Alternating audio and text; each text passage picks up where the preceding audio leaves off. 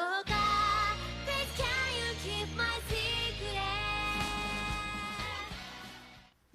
Hey everyone, Raska here. And Mama, welcome to Paws On Animation and our book segment, Paws On Manga. And this time we're covering the shoujo manga Maid-Sama. This is more of a classic one. Finally! This manga centers around Mikasa, who's feared as the scariest female school president. Yeah, of course.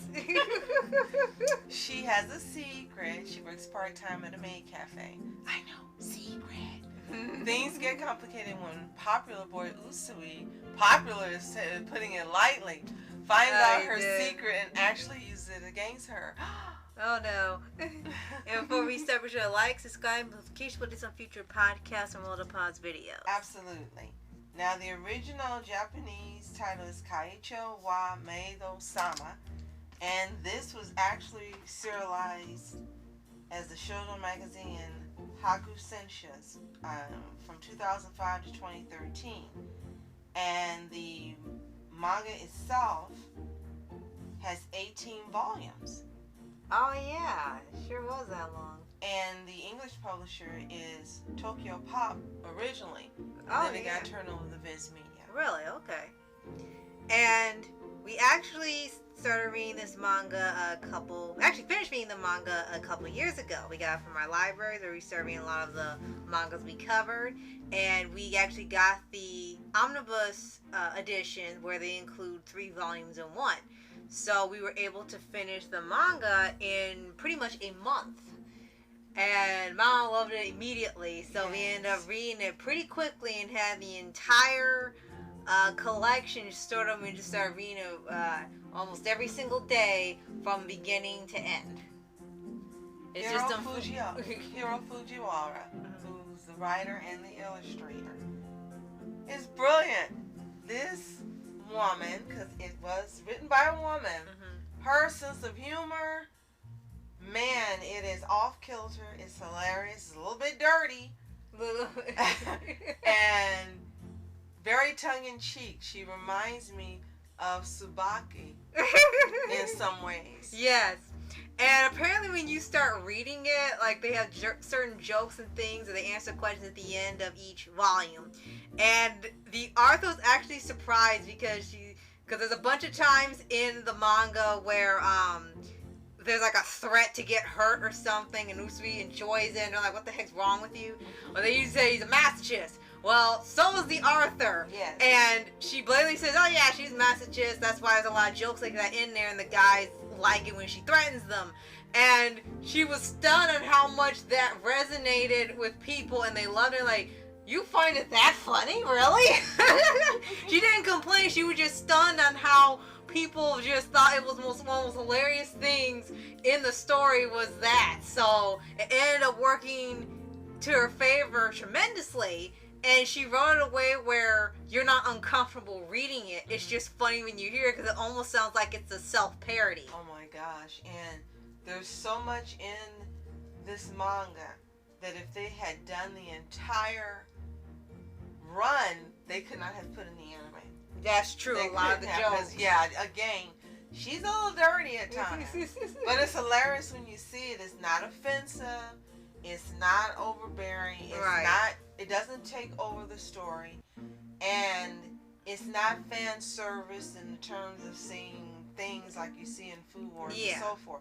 But it is pretty dirty. There's some things they say. Mostly the things they say to each other or insinuate, and it's like, did they really say that? But what's funny also is that some of that is actually amongst the adults that are in the manga. Right, not the teens. teens. So she was brilliant enough to have that in there, but still not have the teenagers saying and doing the things. Right. It's actually the adults. Right. So we're just going to call her Misa, but it's Misaki. I think we said Misa because it's Misaki. Oh, you know what? Probably mixed up with AOT or something because it sounds so similar. So we'll just call her Misa and Takumi Usui. We'll just call him Usui. And yes, he's one of my favorites, voiced by David Matranga in the anime. You can't help but like this guy. You can't help it. He's very confident, has reason to be when you read it. He can do anything. He's like Bakugo. He can do anything. He's been trained in everything you can think of, and he's stealth, and he's like a secret agent. He pops up in places without you hearing he's coming, and he's popular again, to put it lightly. It's a harem. They love this guy. Even the guys love this guy. And of all the girls in the school he could have fallen for, he falls for the one who has the I don't want to say the personality, who has a reputation. Of being unapproachable, and mean, and very strict. And the thing with her is that for the school, it may be co-ed, but it's mostly boys. There's way more boys than girls. And some of the girls feel a bit uncomfortable with that because they're always getting hit on her ass down. There's way more guys to deal with than girls. So when she becomes the school president, she makes an initiative to get more girls to come to the school so it won't feel like it's more guys and girls and they're kind of in their own little world. And she really does mean well, but she thinks she has to be really rude and nasty to the guys in order for them to listen. Except for when she's doing her job at the maid cafe. Right, and the one of them commented. She's pretty sweet. She argues with the owner when there's something she doesn't want to do. Right. But she never does it to the customers and takes down the customers. Unless it's Usui who shows up. Right. Oh, yeah, and you mentioned he's voiced by David Matranga, right? Yes. Okay, and she's voiced by... Yes, and it's like, you know, this makes more sense now of Nozaki. It just keeps making more sense with the stuff being written. There are some very memorable characters in the manga and the anime. And I'll quickly say the anime wasn't long enough. It must not have done well. We think it didn't do well. Which is unbelievable in knowing how great this manga is. Every volume is fantastic. There's not a dull moment in it. Even when you get to more serious areas about Mikasa and her family and their dad, and that the dad left, and with Usui, and he lives alone, and about how he's an illegitimate child. And of course, he's the bad boy. He's got the blonde hair. There we go. It's like the 20th one. And his mom's American. Even when you get into some of the details, it still maintains the humor. And you empathize with the characters all throughout. The thing about this manga that is fantastic is you get a conclusion. You get the entire story of all the characters and their court, you might as well say their courtship. There's no other way to put it. They don't, they're not saying it that way, but it is all their craziness all the way through high school. And it's a spoiler in a sense because in the anime, the story isn't finished, but the best part about this is 10 years later, Usui and Misa marry each other. And they look different toward the end because 10 years later, he looks kind of like weird. His hair is cut shorter and he looks more manly, and her hair is cut short like Kashima's. And they have professional lives and they're successful and they've traveled. And in this manga, they've done everything they want to do as adults before they get married. So I guess after they get married, they're going to have kids and have a married life. But I think that was the message in the manga, that they traveled and Usui becomes a doctor and she becomes a lawyer.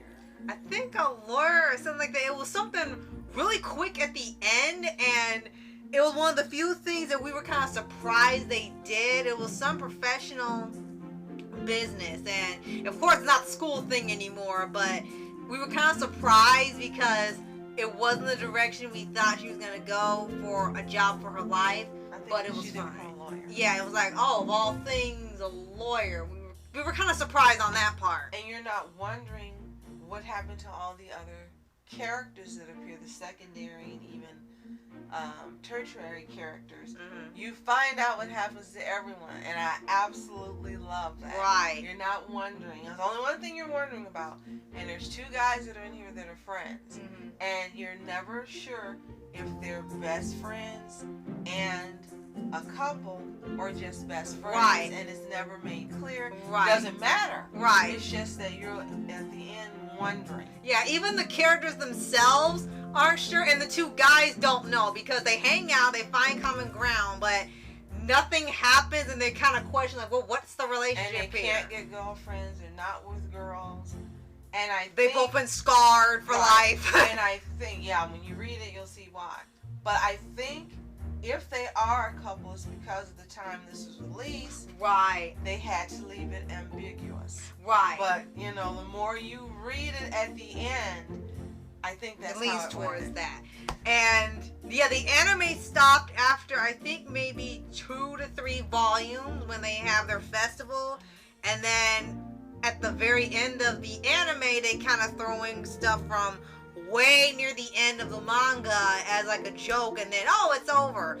But and we don't know if this was how it was planned anyway, or if they could say it probably wasn't popular, because there's a thing we learned that when some animes are popular, they give it like a 13 run, and sometimes they just plan that and nothing more, and other times they're seeing how it goes, and when it doesn't get popular enough, it stays 13 and you don't see it anymore. It has to be in demand relentlessly, like Tiger and Bunny and Classroom of the Elite and stuff, to get another season after over a decade later.